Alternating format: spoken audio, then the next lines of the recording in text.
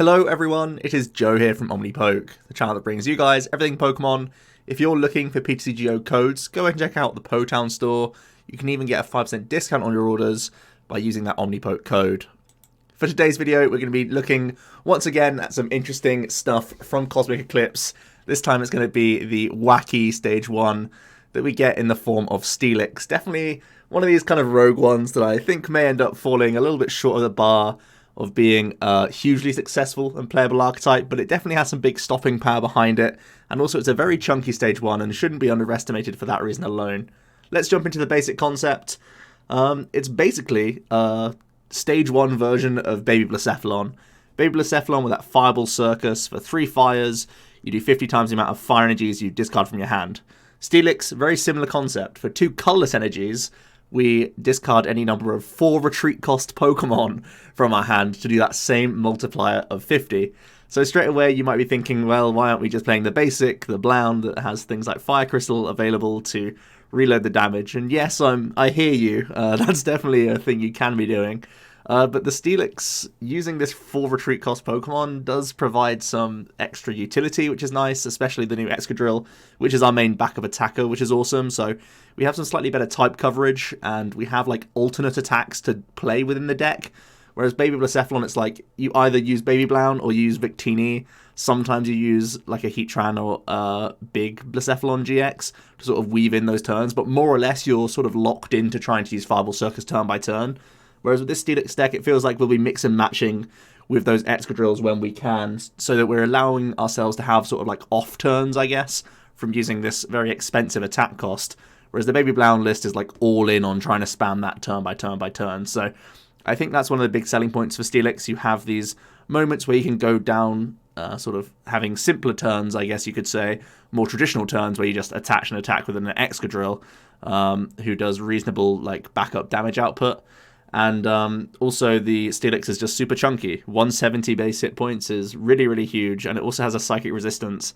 So I think these things in combination might improve your Malamar matchup to at least be a 50-50 in my book. So yeah, looking at Excadrill a little bit more detail right now, it's a great support attacker. It hits for weakness on Dedenne as well as Pikarom, so you naturally pick up a decent matchup there. And even things like Silvally GX, if that becomes popular in a bunch of different archetypes. Definitely hitting a lot of good typing right now, that good old Excadrill. Definitely a powerful card. So let's jump into the Pokemon. I am trying to shoehorn in as much Jirachi as possible because we are still quite the clunky deck. We are very reliant on that Thwomp Footfall attack from Steelix. He's right in the middle of the screen. You do 50 times the amount of Pokemon that you discard from your hand with a retreat cost of 4. So yeah, it also takes 2 colorless energy cards, so sometimes we want to build up manual attachments to the bench and just sit there Stellar Wishing with Jirachi in the active, so that we can get into some early game supporters, like Pokemaniac, which is like the lifeblood of this deck, or just getting general draw supporters that we play as well, some more conventional cards like Cynthias and Ericas and stuff like that, which could be good. Of course, Jirachi in those mid-turns as well. Once you've slapped the escape board on, in many situations you can just get extra value here and there, which is particularly important when we play such like slow supporters, I guess you could say. Pokemaniac not really drawing much, it just tutors out these chunky retreat cost Pokemon, so we're going to need to have things like the Silvally and the Jirachi to help us out throughout the game, I think. So yeah, we have a 4-4 line of Steelix, our sort of main attacker, I guess you could say. Both the Excadrill and the Steelix are like pseudo main attackers. They both kind of serve similar roles. The reason why we completely max out the Onyx line alongside Steelix is because it also has 4 retreat costs. So these are our main attackers as well as fuel for our main attackers at the same time. You much prefer discarding Steelix to Onyx with Thwomp Fall if you can help it, because we play Lurball and we don't have any way to recover Onyx themselves. So just do bear that in mind when you are using things like Pokemaniac. The first things you should be trying to discard from your hand are the 4 Alolan Eggs that you see in the bottom left of your screen. It may seem pretty random that we play this card, but you'll see why we play 4 copies of that card in general. The Alolan Egg is literally 100% fuel for the Steelix, but it's always the thing you thin from the deck straight away. Kind of like when you played Lost March, the first thing Night March, the first thing you compress it away was Lampants. It's like in this deck, the first thing you want to Thwomp Fall is all your Alolan Eggs, because it activates stuff later on in the deck for us. So yeah. We then have a 2 4 line of Excadrill. Again, we thicken the Excadrill line because it's all fuel for the Steelix. And we already have Ditto Prism, so I feel like the 2 Drillbur are plenty. And then we have a 2-2 line of the new Silvally GX that can draw until we have 5 cards in our hand. Also, we have that Buddy Brave attack that can also do a reasonable 120. Something to bear in mind when we are up against non-GX decks. It's kind of difficult for us to chain Thwompfuls over and over again, so having some of these backup attackers in Silvally and Excadrill are definitely appreciated. White Knight GX can also knock out an Ultra Beast, which is the only GX attack that we have available in the deck. So if you're up against Ultra Beast decks, there's no real reason why you can't try and use this, because we're already playing Triple Acceleration, so you can just 1 energy attach to your Silvally if you really need to. So yeah, I've already mentioned the great type coverage of Excadrill. We're really looking at his Drill Bazooka attack, doing 120. It does discard the top 4 cards of our deck, which is a little bit awkward, so we do have to use this carefully. Because of course you don't want to discard too many random pieces here or there. But it can just knock out Dedennes, which is awesome. And it can knock out opposing Silvallis, it can knock out Pika-Rom. Yeah, really, really strong card. If you want to lean even further towards the Excadrill, you could even think about adding in Diancie to this deck. But at the moment, I'm just having it as a more sort of general Dedenne killer. And I think against Pika-Rom, it's good enough that it just one-shots a Pika and can still deal with Dedennes and Zeraoras and stuff like that. Even if it can't reach the Alolan Raichu, I mean, that's kind of why Steelix is here, right? He can still do huge damage, even if he just needs to do 1 big Thwompful the entire game. So yeah, your matchup should be pretty fine there without additional help with Diancie. Onto the trainers. Because we have such a thick Pokemon count all around, it's pretty obvious that we've got to keep these pretty trimmed. We have a 2-switch, 2-escape board line to really supplement the Jirachi package that we have. And of course, we have hefty retreat cost. That's the name of the deck, really. So having a couple switches is going to be nice for people trying to trap us, if anyone's still playing custom catchers. We're playing 3 great catchers of our own. I've already mentioned how much Excadrill loves dealing with Dedennes. So great catchers obviously going to come in clutch there. And just in general, picking things up off the bench so we can Thwompful them for huge damage is going to be amazing. We then have 3 copies of Lure Ball. It can recover some evolutions. So things like Steelix, Excadrill, and Alolan Exeggutor, when we need to, can come straight back into our hand, hopefully. You know, this is a 1.5, really, most of the time. So sometimes you'll get lucky and flip 2 heads, and suddenly this Lure Ball becomes 100 damage for your Steelix, which is really good.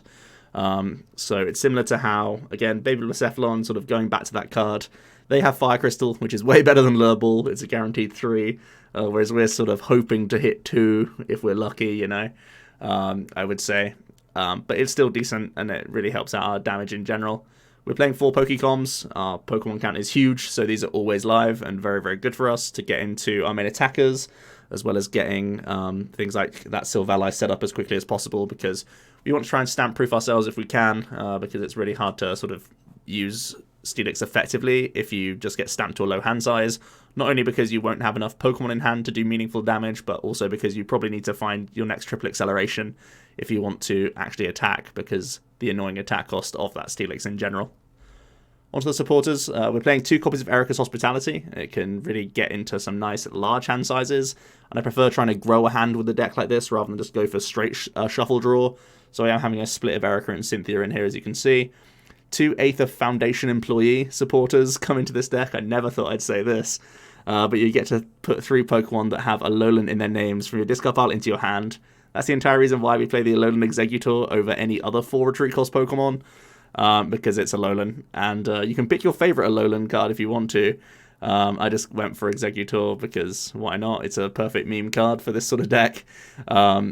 But yeah, this is essentially a supporter version of a Fire Crystal, which is very slow, but at the same time, it's 150 damage, and just sort of having that in combination with other, like Lure Balls or just physical 4 retreat cost Pokemon already in your hand, it's not to be underestimated. I really do think it can help you close games, so this card comes in for that purpose alone.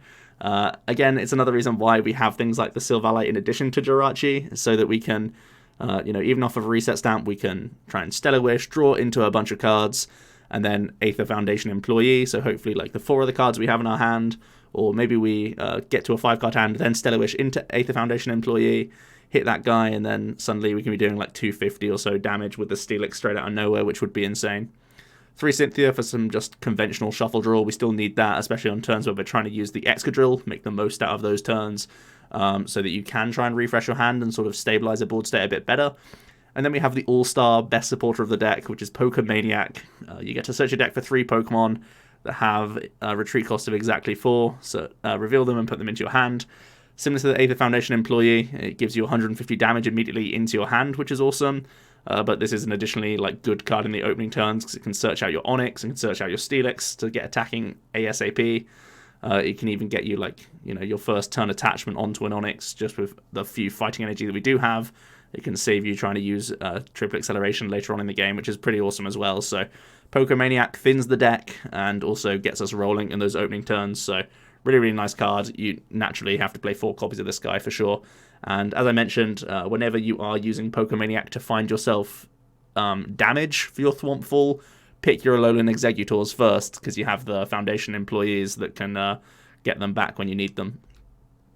Onto the energies, we're playing 4 copies of Triple Acceleration. Whenever you see that, you basically calculate your Thwompfuls so that you are taking knockouts whenever you're using that attack. You can't be careless with them because they're so expensive. Literally, you spend your attachment for turn, as well as your entire hand just goes as soon as you've done a Thwompful. But it's obviously really important to have this for the Steelix. I think it's better than having any other combination of energies that we can have with the sort of space we have in the deck. So right now we're just relying on 3 CE. And we also have 5 copies of Fighting Energy. Should be plenty to use Excadrill for the number of times we need to, as well as having that option to, going first or whatever, you can just attach to an Onyx with a Fighting Energy, and then maybe your first Steelix can be used without the need for triple acceleration, and that can really ease the pressure from those 3 CEs that you need to keep digging into turn by turn, and it means you won't necessarily run out as easily, which is also pretty important. So here is the full list now. It is definitely on the Mimi side, and try to embrace that as much as possible with these Alolan eggs. But yeah, take a screenshot now if you want to see the list. For tech options, you can go even further down the Aether route with even more 4 retreat cost Pokemon that have Alolan in their name. So if you want to go even heavier down the Foundation Employee route, you can definitely go for that sort of move. There's also a few chunky retreat cost Ultra Beasts. There's Stack Attacker and Celesteela. So if you want to play Ultra Space, this can help you accumulate more 4 retreat cost Pokemon. As well as giving you a counter stadium, because right now we're playing no counter stadium whatsoever. I think the most annoying stadium that we could come up against is Lysander Labs, because we're Jirachi based. Also Power Plant to an extent with that Silvally as well. So having some sort of counter stadium is definitely something that I'm considering. So possibly going down having a few Ultra Beasts in addition to Ultra Space might be the best route there. The only issue with playing these Ultra Beasts is that they're all basics, and they're really horrible to start with, and it might force you to play even more switches than we already do. There's the potential to play Brock's Grit, just so you don't run out of energy and Pokemon so easily. I think right now we're just hoping that Excadrill can be useful enough in enough matchups, and I think maybe against some non-GXs we might run ourselves a little bit thin. So Brock's Grit might be important, especially in those matchups. And there's also the option to go down a lightning energy based route with Steelix and have things like Tapu Koko Prism Star as your energy reload style card, because at the moment we just have colorless energy attack cost. So if you go down having a few basic lightning energy instead of fightings and just cut Excadrill altogether, you could play Tapu Koko Prism and then have things like Zapdos as your backup attacker instead. And then Tapu Koko can reload energies for you. Then you can play Recycle Energy, Draw Energy in addition to Lightnings, which could be pretty reasonable and something I might want to try out as well. Because playing triple accelerations is a bit of a pain. It makes you find them turn by turn, and this deck is already pretty stamped weak. Onto the matchup overview, I think Malamar, even with the resistance and the high hit points that we have, are probably going to out-consistency us a bunch of the time. The Excadrill isn't really that useful because Giratina is just too chunky for you. So yeah, that's probably an awkward matchup, even with all the resistance and stuff we have, the high hit points. People will be wasting their spell tags just to deal with Steelix for a lot of the time, but at the end of the day, we're still going to need to find things like Silvally and put those into play, and Jirachis, and we know how good Malamar is at dealing with those sorts of cards, especially with Great Catcher coming into their deck at this point. Pidgeotto Control will have a field day. You play a bunch of 4 retreat cost Pokemon. That's really rough. As soon as your hand gets disrupted, we play such a low energy count, it's obviously a bad matchup. Maybe Blacephalon, I think, will be difficult just because they'll outpace you a lot of the time. I also think Reshiram could potentially be difficult, just because they're going to have things like Turtonations and Heatrans and stuff like that, and that just is very awkward. And if they are playing Ends Resolve and they get the full effect of their GX attack off, that is going to be backbreaking for you. So that's the main reason I put that as a bad matchup, simply because at the moment we're not playing Mew, and it is going to be awkward to fit in a Mew into this list, I think, because we're already like pretty cheeky on counts. Like realistically, I'd want another Lurball, I want another Aether Foundation employee, I want another Drillbur, I want another Jirachi. Like already I want like 65 cards, so fitting in a Mew is going to be a task. So if Reshiram is playing Ends Resolve, that becomes an awkward matchup, I think. And currently we have no answer to my favourite, Flawsbuck. So yeah, you just take the sack to that deck. For my closing thoughts, its high hit points is a really big deal. It's one of the only like decks that's trying to evolve that has super high hit points on basically all their basics. The Type Nulls and the Onyxes are both absolutely hench, so you don't live in fear of Mewtwo, which I think is really important for the game in general, because it is really restricting.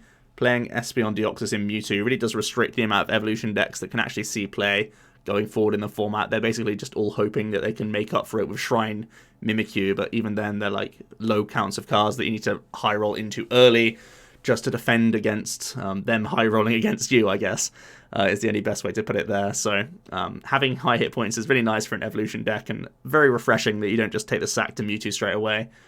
I do think this deck is going to be very vulnerable to Stamp in general, and it is going to make it more of a rogue deck for sure.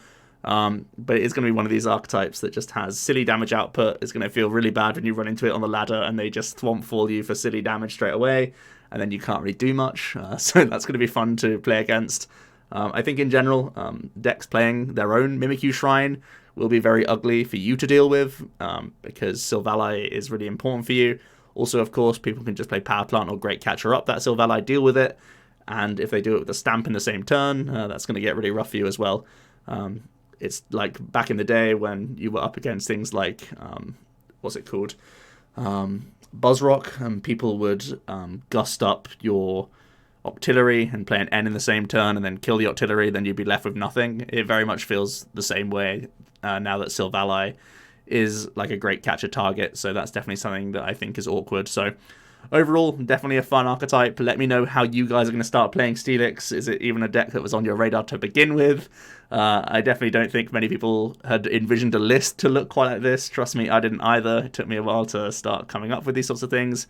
Actually, a viewer in one of my more recent videos mentioned the Aether Foundation employee combo, and I was like, hey, that's actually pretty fun. Let's try that out. Previously, I just had a high Lurball count and an even higher Pokemon count, if you can believe that, alongside that Ultra Space thing. But I thought the Foundation employee was like way cooler. So yeah, shout out to the person who made that comment as well. So yeah, speaking of comments, you can have yours say down below. Let me know what other decks you want to see from the new set. I'll be moving into like updating decks from Cosmic Eclipse pretty soon as well. So thanks so much for watching, guys, and I'll see you in another video tomorrow. Cheers.